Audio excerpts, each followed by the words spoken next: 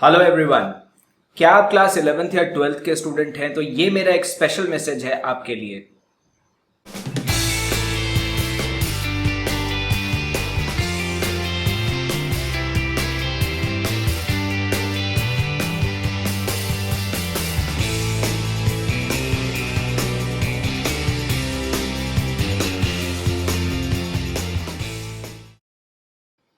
चलिए तो शुरुआत करते हैं सबसे पहले क्लास 11th के बच्चों से। अगर आप क्लास 11th के हैं और खास करके किसी कॉम्पिटिटिव एग्जाम की तैयारी कर रहे हैं तो मुझे अच्छी तरह से मालूम है कि right now what you are feeling. होता क्या है बच्चे, क्लास 10 तक सब कुछ आसान आसान होता है। 2-3 बुक्स होते हैं, हर बुक में 3-4 चैप्टर होते हैं, बस उसको पढ़ो। आसान आसान न्यूमेरिकल्स, आसान सी थ्योरी, मार्क्स लाने आसान होते हैं। और क्लास 10 तक जनरली बच्चे अच्छा कर लेते हैं, कम पढ़ने के बावजूद भी अच्छे मार्क्स आते हैं। तो नेचुरली क्या होता है, लोगों की एक्सपेक्टेशन भी आपसे बढ़ जाती। फिर आता है क्लास 11th। जैसे ही क्लास 11th आता है आप एक यूनिक प्रॉब्लम फेस करना स्टार्ट करते हैं, और सबसे बड़ा प्रॉब्लम जो है वो ये है the vastness of the syllabus. अचानक से आप देखते हैं कि पूरी साइंस की बुक जितनी मोटी थी, अब पता चला एक एक सब्जेक्ट की बुक उससे 4 गुना मोटी है। आप देखते हैं अचानक से सारा का सारा सिलेबस बढ़ गया। अब ये तो वही बात हुई ना कि जिम में पहले दिन गए तो लोगों ने कहा कि ये लो जी 5 किलो का वजन उठाओ, तो आराम से उठा लिया। अगले दिन जाते ही बोला, बिना वार्निंग के बोला 50 किलो वजन उठाओ। ले, अब जब 50 किलो वजन उठाना है तो टेंशन तो होगी ही, क्योंकि कल तक तो 5 किलो की आदत थी, आज 50 किलो कैसे उठाएंगे।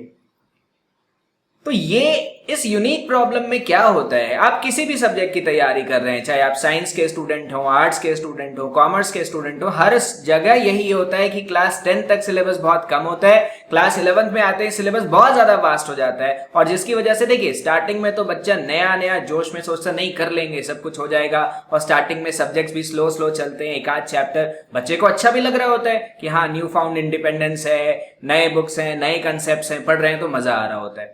लेकिन जब 2-3 महीने बीत जाते हैं, मतलब इस समय जब आ जाते हैं, तो अब स्टार्ट होती है टेंशन। कौन सी टेंशन? सबसे पहले तो परफॉर्मेंस नहीं आ रही होती। 90% केसेस में क्या होता है कि सिलेबस हर सब्जेक्ट में 3-3 4-4 चैप्टर्स हो जाते हैं, टेस्ट इतने सारे, असाइनमेंट इतने सारे, होमवर्क इतना सारा, तो बच्चे क्या करते हैं, ठीक से परफॉर्म नहीं कर पाते। अब जब परफॉर्म नहीं कर पाते तो फिर स्ट्रेस होना तो नेचुरल है, स्ट्रेस होना स्टार्ट हो जाता है। अब जब स्ट्रेस होता है तो परफॉर्मेंस और नीचे जाती है। अब इस समय एक और चीज होती है बच्चे, कि बच्चे अपने डिसीजन पे ना शक करना स्टार्ट कर देते हैं कि क्या मेरा डिसीजन गलत तो नहीं था। साइंस वाला सोच रहा होता है आर्ट्स वाले मजे कर रहा है, आर्ट्स वाला सोच रहा होता है कॉमर्स वाला मजे कर रहा है, कॉमर्स वाला सोच रहा है साइंस वाला मजे कर रहा है। बच्चे रियलिटी ये मजा कोई भी नहीं कर रहा, सब दुखी है, टेंशन मत लो। लेकिन ये टेम्पररी दुख है। ऑब्वियस सी बात है, जब सिलेबस बढ़ेगा तो हमें अपने आप को थोड़ा प्रॉपरली मैनेज करना पड़ेगा। सबसे पहली बात तो बच्चे, जो अगर डाउट आ रहा है आपके दिमाग में कि क्या मैंने सही डिसीजन लिया कि नहीं लिया, तो मैं आपको एक बात बता दूं, हो सकता है हम अपने लाइफ में हमेशा सही डिसीजन ना लें, लेकिन जो भी डिसीजन हम ले लें उसके लिए सही स्टेप्स जरूर ले सकते हैं। This is the first point of attaining success. अगर सक्सेस चाहिए तो you will have to stand by your decision. अगर साइंस ले लिया तो साइंस अगर आपको हल्की फुल्की टफ भी लग रही है तो you have to stick together. आपको पढ़ना है, आपको मेहनत करनी है, इसको छोड़ना नहीं। क्योंकि एक बार आपने लक्ष्य बार बार बदलने की आदत डाल दी तो क्या होता है, हमारी आदत खराब हो जाती है। जैसे ही प्रॉब्लम आएगी, अगर हम अपना रास्ता बदलते जाएंगे तो हम लाइफ में कहीं नहीं पहुंचने वाले। टफ तो लगेगा, कॉमर्स पढ़ रहे हैं, आर्ट्स पढ़ रहे हैं, साइंस पढ़ रहे हैं, जो भी पढ़ रहे हैं, टफ थोड़ा सा लगेगा, लेकिन ये स्टार्टिंग में लगता है। धीरे धीरे जब आप अडेप्ट हो जाते हैं तो आदत हो जाती है, तो फिर कोई प्रॉब्लम नहीं आती। आपको क्या करना है, आपको अपना टाइम थोड़ा सा प्रॉपर मैनेज करना है, थोड़ा सा और मेहनत करनी है, थोड़ी सी अपनी आदतें बदलनी है, तो आप खुद देखोगे कि आपको समझ भी आने लगता है और अच्छा परफॉर्म करेंगे तो पढ़ने में मन भी लगेगा।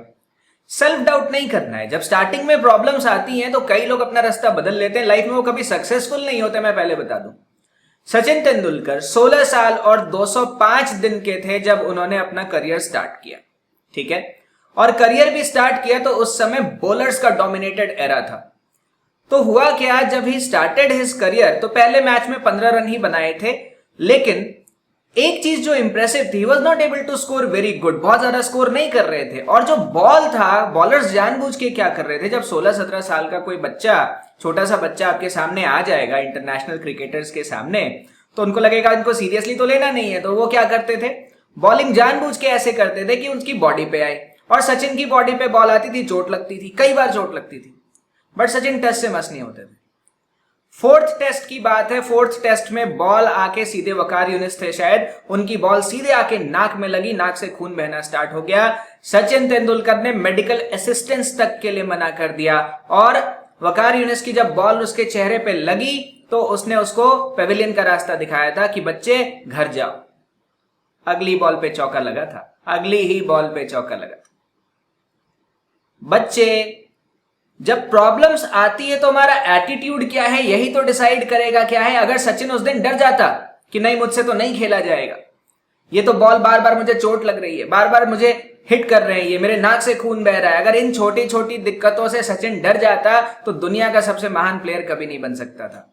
जब प्रॉब्लम्स आती हैं तो प्रॉब्लम के प्रति जो हमारा एटीट्यूड होता है वही डिसाइड करता है कि लाइफ में हमारा एल्टीट्यूड क्या होगा, हम कितने आगे बढ़ेंगे लाइफ में। ये डिपेंड करता है कि हम अपने प्रॉब्लम्स को कैसे फेस करते हैं। अगर हिम्मत से फेस करेंगे तो प्रॉब्लम नहीं आएगी, आपको डरना नहीं है।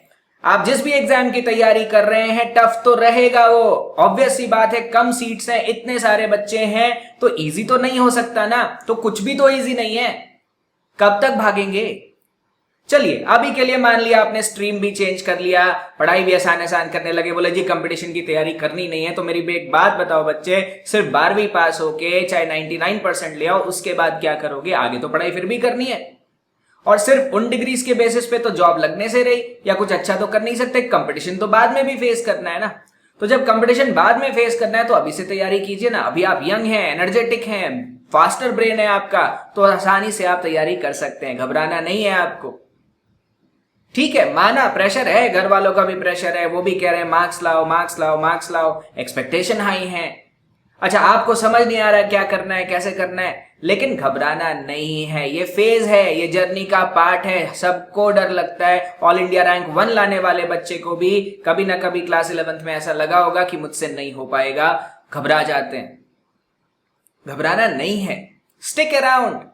अरे धीरे धीरे डेवलपमेंट करो ना, धीरे धीरे ग्रो करो। टेस्ट में नंबर नहीं आ रहे कोई बात नहीं, अगले टेस्ट में 2-4 नंबर एक्स्ट्रा ले आओ, उसके अगले में थोड़ा और ले आएंगे, थोड़ा और ले आएंगे, धीरे धीरे ग्रो करेंगे, हो जाएगा। रेस अभी तो स्टार्ट हुई है। और एक बात बता दूं आपको, रेस में स्टार्टिंग में जो पीछे रहता है जरूरी थोड़ी है कि हमेशा वो पीछे रहेगा, थोड़ी स्पीड बढ़ा लेंगे, थोड़ी मेहनत कर लेंगे, घबराना नहीं है आपको। मैं जानता हूं, मैं इस फेज से गुजरा हूं, मुझे मालूम है। 10th तक मैं भी नालायक था, लेकिन चलिए 10th में पढ़ा, नंबर आ गए, मैं डीएवी से पास आउट हूं। 11th-12th में मैं पटना डीएवी में पढ़ा था, तो सेक्शन ए में पढ़ता था, मैं सेक्शन ए में पढ़ता था। सेक्शन ए वहां का सबसे अच्छा सेक्शन था, मतलब सबसे जो बढ़िया टॉपर थे उसी सेक्शन में पढ़ते थे, इज्जतदार सेक्शन था। तो ठीक है, पढ़ रहा था, पहला यूनिट टेस्ट आया, सिलेबस पता चला, मैंने बुक से पढ़ लिया जितना। 10th तक की क्या आदत होती थी, बुक पढ़ो, 2-4 क्वेश्चन आंसर करो, एग्जाम में जाओ लिख दो। अब जैसे ही टेस्ट में गया, ले तेरी क्वेश्चन देख के तो तोते उड़ गए। 25-25 मार्क के टेस्ट थे, मेरे मार्क्स आए 1, 2 and 3। 1 मार्क्स थे मेरे केमिस्ट्री में, 2 मार्क्स मैथ्स में, 3 मार्क्स फिजिक्स में। 25 में से 1, 2, 3 नंबर। घर पे बहुत डांट पड़ी। अच्छा, उनको लग रहा था कि 10 में से ये नंबर आए हैं, अगर पता चलता 25 में से ये नंबर आए तो और गालियां पड़ती। लेकिन फिर धीरे धीरे मुझे समझ आ गया कि चेंज करना पड़ेगा भाई, जब मुझे एफर्ट्स बढ़ाने हैं तो धीरे धीरे बढ़ाना शुरू किया, अल्टीमेटली थिंग्स गॉट बेटर। तो घबराना नहीं है आपको, मैं बार बार यही बोल रहा हूं, डोंट लूज फेथ। आपका डिसीजन सही है, टेंशन मत लो, और डिसीजन जो ले लिया डट के खड़े रहना है उसमें। जिस दिन आप अपने प्रॉब्लम्स के सामने डट के खड़े हो जाते हैं, प्रॉब्लम उसी समय डर जाती है, प्रॉब्लम उसी समय भाग जाती है। प्रॉब्लम डरपोक चीज होती है, आपके हिम्मत की जरूरत है। अच्छा, डर जाएंगे तो और डराएगी, नहीं डरेंगे तो यू विल विन। तो टेंशन नहीं लेना है, रिलैक्स रहिए, रूटीन बनाइए प्रॉपरली, पढ़ते रहिए। स्ट्रीम चेंज करना और या आसान करना, कुछ बच्चे जो कहते हैं कि छोड़ो जी कंपटीशन की तैयारी छोड़ते हैं, स्कूल सिलेबस की तैयारी कर लेते हैं, कोई फायदा नहीं होता उससे। अल्टीमेटली कंपटीशन तो फेस करना है, कब तक भागेंगे? कंपटीशन फेस किए बिना इंडिया में कुछ नहीं होने वाला। तो कंपटीशन स्टार्टिंग से ही फेस करने की आदत डालिए, अच्छा रहेगा। स्ट्रेस मत लीजिए, पढ़िए, रूटीन बनाइए अपना, सारे सब्जेक्ट्स में हेल्प लीजिए, और ग्रो कर रहे हैं ना, ठीक है, समझने पे ध्यान दीजिए। मार्क्स सब कुछ नहीं है, धीरे धीरे मार्क्स भी आने लग जाएंगे। सब्जेक्ट को समझिए, एंजॉय कीजिए सब्जेक्ट को, मार्क्स आएंगे, टेंशन मत लीजिए।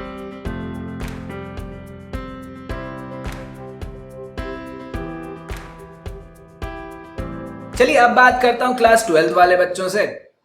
क्लास 12th वाले बच्चों, आपकी प्रॉब्लम 11th वालों से थोड़ी अलग है। आपकी प्रॉब्लम क्या है? 11th में आप में से ज्यादातर बच्चे ध्यान से तो पढ़ते नहीं। अब 11th में जब ध्यान से पढ़ते नहीं तो लास्ट में आके टेंशन होनी स्टार्ट हो जाती है। तो आप क्या सोचते हैं? आप सोचते हैं ठीक है 11th में तो नहीं पढ़ा, 12th में खूब पढ़ेंगे, 12th में खूब मेहनत करेंगे, 12th में तो बस एकदम आग ही लगा देंगे। और आप करते भी। जब 12th स्टार्ट होती है आप बड़ी मेहनत करते हैं, नोट्स बनाना, असाइनमेंट बनाना, रिविजन करना, सब कुछ बिल्कुल ढंग से चल रहा होता है। पर क्या होता है जब इस टाइम तक आते आते 2-3 महीने में 11th में केमिस्ट्री में, फिजिक्स में, मैथ्स में, अकाउंट्स में, सब में जो जो आपका सब्जेक्ट है सब में सिलेबस थोड़ा थोड़ा बढ़ जाता है। अब जब सिलेबस बढ़ जाता है तो टेंशन शुरू हो जाती है, चीजें मैनेज नहीं होती। अच्छा एक सब्जेक्ट करो दूसरा छूट जाता है, दूसरा करो पहला छूट जाता है, कोई ना कोई प्रॉब्लम आती रहती है। तो अब इस समय तक आपके मन में भी डाउट आना स्टार्ट हो जाता है। अच्छा एक तो बोर्ड का प्रेशर। अच्छा इंडियन पेरेंट्स जो है ना, बोर्ड वाले ईयर में पूरे साल उनका फेवरेट डायलॉग होता है, बेटा बोर्ड्स हैं, बोर्ड ना हुआ कोई भूत हो गया। 10th में आपको याद होगा 9th पास होते ही कहना स्टार्ट कर दिया बेटा 10th का बोर्ड्स है, बोर्ड्स है, बोर्ड्स है। पूरे साल में 15,000 बार तो बोल दिया बोर्ड्स है, बोर्ड्स है, बोर्ड्स है।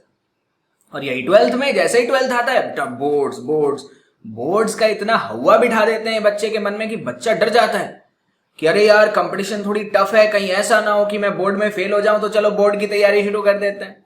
Biggest mistake, this is the biggest mistake. आपको 2 बच्चों की कहानी सुनाता हूं, दोनों मेरे बैच में पढ़ते थे, दोनों अच्छे थे पढ़ने में। हुआ क्या 11th में तो दोनों ने तैयारी करी, 12th में आने के बाद क्या हुआ, लगभग इसी सब टाइम की बात है। तो एक बच्चा जो था वो क्लास में ठीक ठाक कर रहा था, दूसरा बच्चा थोड़ा सा लैग बिहाइंड कर रहा था। तो घर में बैठ के मीटिंग हुई, लोगों ने डिसाइड किया कि ऐसा है कि कंपटीशन वाला थोड़ा सा इसको टफ लग रहा है, तो एक काम करो बेटा बोर्ड की तैयारी करो, बोर्ड बड़ा इंपॉर्टेंट है। जैसे बोर्ड में 99 लाने से भी प्रेसिडेंट से अवार्ड मिलने वाला है आपको, हजारों बच्चों के आते हैं, 90% अब भरे पड़े, कोई फर्क नहीं पड़ता। तो हुआ क्या, डिसाइड हुआ कि नहीं ये तो अब बोर्ड की तैयारी करेगा, जबकि उसका जो दोस्त था उसने साथ साथ में आईआईटी की भी प्रिपरेशन करना स्टार्ट कर दिया। करता रहा, फ्लक्चुएट करता था, कभी मार्क्स कम आना, कभी मार्क्स ज्यादा आना, ये तो पार्ट ऑफ द प्रोसेस है, सबके साथ होता है। आप पहले नहीं है, यूनिक नहीं है और आखिरी भी नहीं है, सबके साथ होगा, डोंट वरी। अब हुआ क्या, एक दोस्त ने तो बोला नहीं जी मैं तो बोर्ड की तैयारी करूंगा, कंपटीशन की तैयारी नहीं करूंगा। उसने स्कूल सिलेबस की तैयारी करनी शुरू कर दी। जो स्टूडेंट मेरे पास था उसने आईआईटी की भी तैयारी साथ साथ करता रहा। जब बोर्ड का रिजल्ट आया तो जो बच्चा सिर्फ बोर्ड की तैयारी कर रहा था, he had 96% marks in his board exams, लेकिन एंट्रेंस ठीक से दिया नहीं था तो रैंक वैंक तो आई नहीं। जो दूसरा स्टूडेंट था, he had 94% marks plus he had around 3600 rank in IIT। ठीक है 3600 रैंक बहुत अच्छी रैंक नहीं है, लेकिन he got into the IITs। 2% का डिफरेंस आया, सिर्फ 2% का। अब आपसे सवाल पूछता हूं कि अगर आपको मेडिकल करना है या इंजीनियरिंग करना है तो आप क्या चाहते हैं, 94 प्लस IIT, 94 प्लस डॉक्टर या 96 प्लस नथिंग? क्यों बोर्ड से डरना इतना बिना मतलब का? आप अपने कॉम्पिटिटिव एग्जाम पे फोकस कीजिए। और एक तो ये गलत धारणा लोगों ने दिमाग में कहां से डाल दी मुझे समझ नहीं आता कि बोर्ड अलग है, कंपटीशन अलग अलग है। अरे सबका सिलेबस सेम है। ऐसा थोड़ी है कि साइंटिस्ट ने लॉ दिए कि बेटा ये लॉ बोर्ड वालों के लिए थोड़ा आसान और ये नीट वालों के लिए, आईआईटी वालों के लिए या सीए वालों के लिए तो ये लॉ थोड़ा सा टफ है। सबके लिए लॉ सेम है, लॉ नहीं बदलता, कंसेप्ट नहीं बदलता, एप्लीकेशन का तरीका बदल जाता है। और देखिए मेरा मानना, एक बात बताइए, अगर आप इंटरनेशनल क्रिकेट की तैयारी कर रहे हैं तो आप गली मोहल्ले के क्रिकेट में क्या अच्छा परफॉर्म नहीं करेंगे? तो बिना मतलब के टेंशन क्यों ले रहे हैं? अपने कंपटीशन की तैयारी पे फोकस रहिए, बोर्ड्स में नंबर अपने आप आएंगे। मैंने आज तक तो एक ऐसा भी स्टूडेंट नहीं देखा जो अच्छे से आईआईटी में या नीट में अच्छी रैंक लेके आए और बोर्ड में भी अच्छे नंबर ना आए। वो तो आएंगे, ऑटोमेटिकली आएंगे बच्चे, तो स्ट्रेस नहीं लेना है। Don't doubt yourself. देखिए ओवरबर्डन है, माना, पर यही तो आपको यूनिक करती है, the ability to handle pressure. जब आप प्रेशर को ढंग से हैंडल कर रहे हैं, आप बड़े बड़े सिलेबस को भी इजीली एग्जीक्यूट कर रहे हैं, तभी तो आप अच्छा कुछ कर पाएंगे लाइफ में। टेंशन नहीं लेना है, क्या करना है, प्लान करना है, ऑर्गेनाइज करना है। अगर मैनेज नहीं कर पा रहे तो कॉपी कलम लेके बैठिए, राइट इट डाउन कि क्यों मैनेज नहीं कर पा रहे, और फिर धीरे धीरे कीजिए। मान लीजिए मेरे 1 महीने का काम छूट गया, अगर मेरे 1 महीने का काम छूट गया तो स्ट्रेस लेने से तो वो हटेगा नहीं, या और छोड़ दूंगा तो फिर तो होगा नहीं। तो मैं क्या करूंगा, मैं अगले 2-3 महीने में उस 1 महीने के काम को कैसे कवर कर सकता हूं, इसके लिए प्लानिंग करूंगा।